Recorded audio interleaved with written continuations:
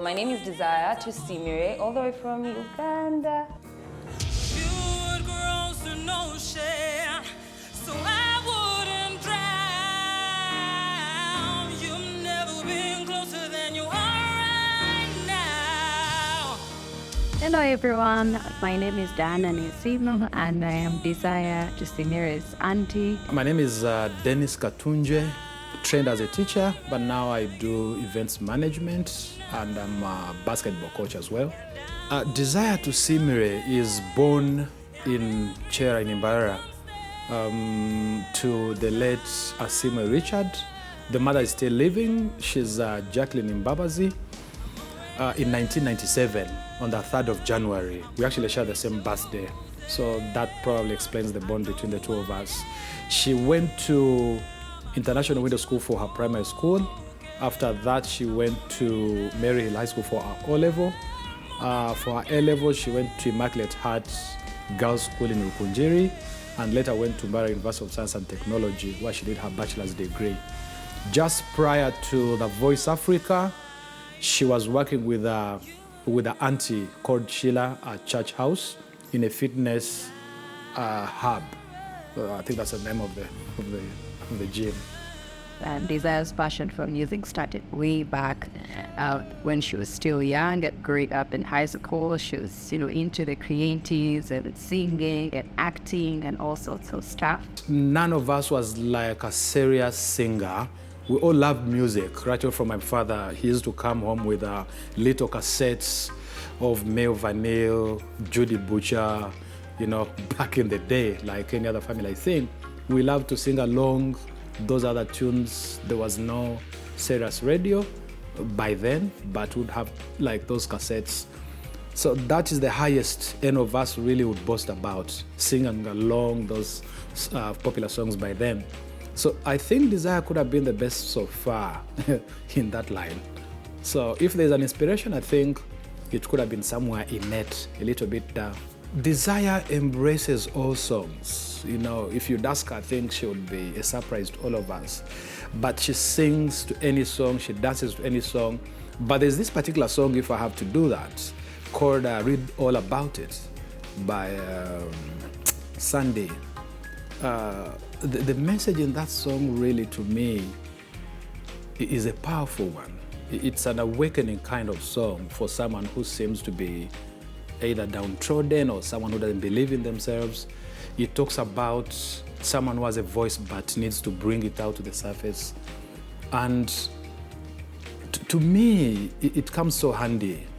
It's a kind of message that speaks very well and significantly to Desire, where she is now.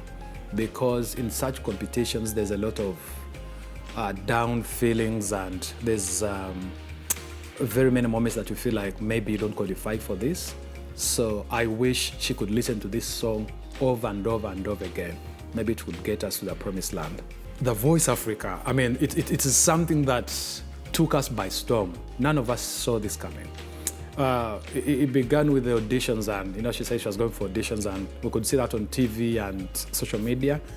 It was a whole exodus of people running up and down, and so we didn't know we would stand a chance. So when she texted us and said she was one of the 7, we couldn't believe it. We all screamed in the house, and that's where our surprise starts from. But our happiness actually was made complete when we saw her for the blinds. I remember I was having my little phone filming everything directly from the TV, and our pictures, our family picture appears on TV, and the kids scream having seen us. So probably it was the first time they were seeing us on TV, and Desire's made us so proud. I saw her come on stage and admittedly saying she was feeling nervous. She even said, I think my palms are sweaty and my fingers are shaking. And I saw the cameraman zoom into her fingers. But I think having spoken about it, she got heard. In the fundamentals of psychology, they always say once you talk about your weakness, then you have vented it out. I think she's her own healer. She talks about what she thinks is weighing her down, and immediately she really heals from it. After she had said that, she sprang from her feet and gave us a very powerful voice that made the judges fall in love with her instantly on stage. Please support, support, support, and more support. That's what we need. Because the most important stages of our lives, if we are in ventures like business or music or anything, is the takeoff stage. The rest, once we have taken off, we just need to catch breath and move on. So let's give chance to whoever says I have a talent in this. At least let's do the mere bare minimum.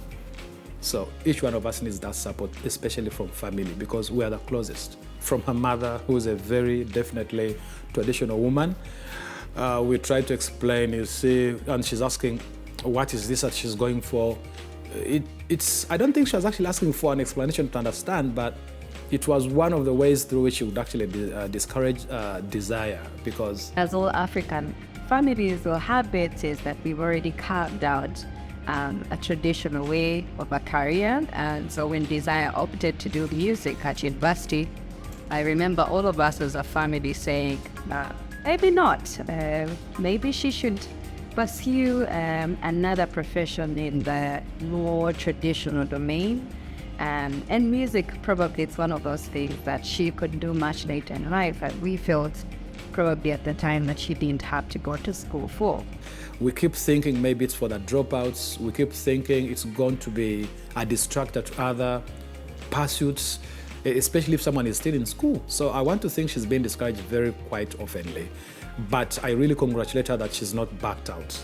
And maybe that's one of the lessons we get to learn later on, that when there's a passion and burning in someone, you can never burn it out. It always carries on and it continues.